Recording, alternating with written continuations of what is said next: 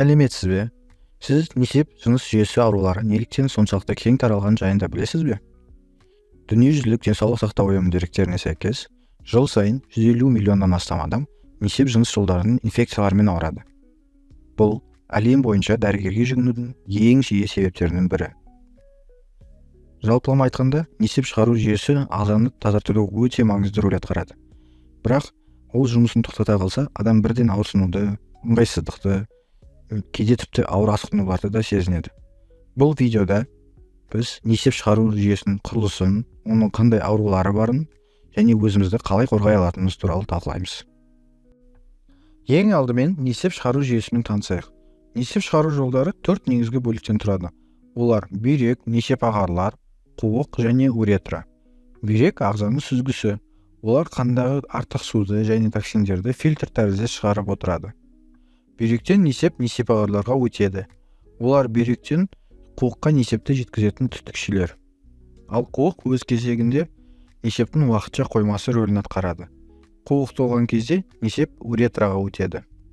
Жүйенің соңғы бөлігі уретра, яғни зәр шығару каналы, несептің сыртқа шығу жолы болып табылады.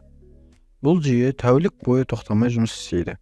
Ағзадағы су мен тұз теңгерімін сақтап отырады.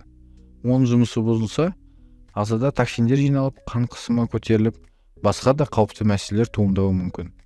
Бас ауырмағанның құдаймен ісі жоқ демекші, денсаулық барда адам оның қадірін білмейді. Сондықтан несеп шығару жүйесінің әрбір бөлігі көздің қарашығындай қымбат. Несеп шығару жүйесінің аурулары әлем бойынша ең жиі кездесетін дерттердің бірі. Әсіресе әйелдер арасында бұл көрсеткіш әлдеқайда жоғары. Себебі олардың уретрасы қысқа әрі кең, сондықтан бактерияларға ену жеңілірек. Ең жиі кездесетін ауру цистит, яғни қуықтың қабынуы. Көп жағдайда оған себеп E. coli деп аталатын ішек таяқшасы. Бұл бактерия қалыпты жағдайда ішек өмір сүреді, бірақ кейде несеп жолына өтіп, қабыну тудырады. Циститтің белгілері жиі зәр шығару, ашыту, іштің төменгі бөлігіндегі ауырсыну. Кей адамдар оны суықтан деп ойлап, емдеуден жүре береді. Бірақ уақытылы емделмесе, инфекция жоғары көтеріліп, бүйрекке жетіп, пилонефритке келеді. Пилонефрит кезінде адам қалтырайды, дене қызуы көтеріледі, белі ауырады. Бұл жай ғана ауру емес, ауыр асқынуға келетін қауіпті жағдай. Тағы бір кең таралған мәселе бүйрек тастары. Олар несеп құрамындағы тұздар мен минералдардың артық мөлшерінен түзіледі. Егер адам ас су ішсе, немесе тұзды тағамды көп жесе, бұл тастардың пайда болуына жағдай жасайды. Кейде тастар кішкентай болып өздігінен шығуы мүмкін, ал кейде зәр шығару жолын бітеп, қатты ауырсыну, қан кету тудырады. Сонымен қатар бүйректе және қуықта қатерлі ісіктер де кездеседі. Олардың нақты себебі толық анықталмаған. Бірақ темекі шегу, уытты заттармен жұмыс істеу және тұқым қуалаушылық үлкен рөл атқарады. Енді себептерге тоқталайық. Аурулардың негізгі факторлары мыналар: жеткілікті су ішпеу, сирек зәр шығару, ұзақ уақыт шыдаудың өзі бактериялар көбеюіне жағдай жасайды. Жеке гигиена сақтамау, суықта ұзақ жүру, дұрыс тамақтанбау, әсіресе тұзды және ащы тағамды көп тұтыну, иммунитеттің төмендеуі мен стресс. Қазақта ауру астан дау сөзден деген мақал бар. Расында да адам не ішіп жейтініне және өмір салтына жауапкершілікпен қарамаса, денсаулығы сыр береді. Денсаулық тек дәрігердің емес, адамның өз қолындағы байлық. Сондықтан да кез келген белгіге бейжай қарамай, ұсақ түйекке алмау керек. Себебі дәл сондай ұсақ нәрселердің арты үлкен мәселеге айналады. Адам ағзасы үйлесім мен тепе-теңдік жүйесі, ал сол жүйенің бір тетігі бұзылса, бәрі де күйрей бастайды дейді дәрігерлер. Бүйрек пен қуық секілді ағзалар көзге көрінбейтін еңбекқорлар, бірақ олардың сыр беруі бүкіл дененің жұмысына әсер етеді. Егер несеп шығару жүйесінің ауруларын дер кезінде емдемесек, олардың салдары ауыр болуы мүмкін. Мысалы, созылмалы инфекциялар бүйректің құрылымын бұзады.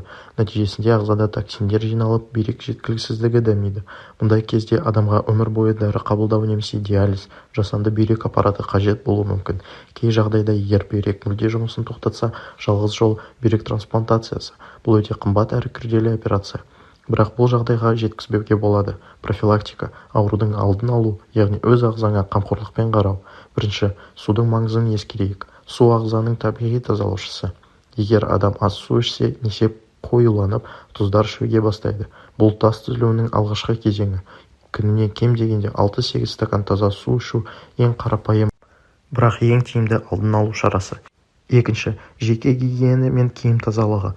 Күнделікті тазалықты сақтау, іш киімді жиі ауыстыру, ұзақ уақыт отырмай қозғалыста болу бактериялардың көбеюіне жол бермейді.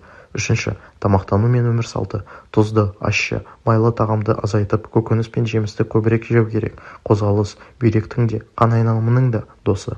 Төртінші, суықтан сақтану. Бел мен аяқ тоңғанда қан айналымы баяулап, инфекция дамуға бейімделеді. Сондықтан ауа райына сай киіну мен дымқыл киіммен ұзақ жүрмеу маңызды. Бесінші, дәрі-дәрмекті абайлап қолдану. Кей антибиотиктер мен ауырсынуды басатын дәрілер бүйрекке жүктеме түсіреді. Дәрігердің нұсқауынсыз өз бетінше ем қабылдау қауіпті. Алтыншы, жыныстық жолмен берілетін инфекциялардан сақтану. Бұл инфекциялар несеп жыныс жүйесіне еніп, қабынуға себеп болуы мүмкін. Қауіпсіз мінез-құлық пен қорғану құралдарын пайдалану маңызды алдын алу шарасы. Жетінші, профилактикалық тексеру. Жылына кем дегенде бір рет дәрігерге қаралып, зәр талдауын тапсыру ерте кезеңде ауруды анықтауға көмектеседі. Ауруын жасырған өледі дейді халқымыз. Бұл бекер емес. Адам өзінде қандай да бір белгі байқаса, ұялмай, қорықпай дәрігерге барғаны жөн. Бүгін уақытында емделген шағын ауру ертең өмірге қауіп төндіретін дертке айналуы мүмкін. Сондықтан денсаулықты сақтау тек әдет емес, өмір салты. Сақтықта қорлық жоқ дейді халық даналығы. Ағзаның дауысына құлақ түріп, су ішіп, қозғалып, өз денеңе қамқор болу ұзақ әрі сапалы өмірдің кепілі. Өйткені денең сау болса, өмірің де кең, көңілің де тоқ болады. Сонымен, бүгін біз несеп шығару жүйесінің қалай жұмыс істейтінін, оның ағза үшін қаншалықты маңызды екенін және аурулардың қандай себептерден туындайтынын білдік. Бүйрек пен қуық біздің табиғи сүзгіміз. Аурулардың денсаулығы тікелей өз өмір салтымызға байланысты. Күн сайын ішкен суымыздан бастап сақтаған гигиенамызға дейін бәрі де бұл жүйенің дұрыс жұмыс істеуіне әсер етеді. Денсаулық дәрігердің ғана емес, әр адамның жеке жауапкершілігі. Есіңізде болсын, ауруды емдегеннен гөрі оның алдын алу әлде қайда оңай. Бүгіннен бастап су ішуді көбейтейік, қозғалысқа белсене кірісейік және кез келген белгіге немқұрайлы қарамайық. Өйткені әрбір тамшы су денсаулыққа бір қадам жақындау. Баяндамамыздың аяғында сіздерге сұрақ қоя кетсек, сіз күніне шамамен қанша су ішесіз және бұл мөлшер жеткілікті деп ойлайсыз ба? Соңғы рет өз денсаулығыңызға байланысты тексеруден қашан өттіңіз? Және соңғысы, бүйрек пен несеп жүйесін сау ұстау үшін тағы қандай тәсілдерді білесіз? Ал енді сау саламатта болыңыздар.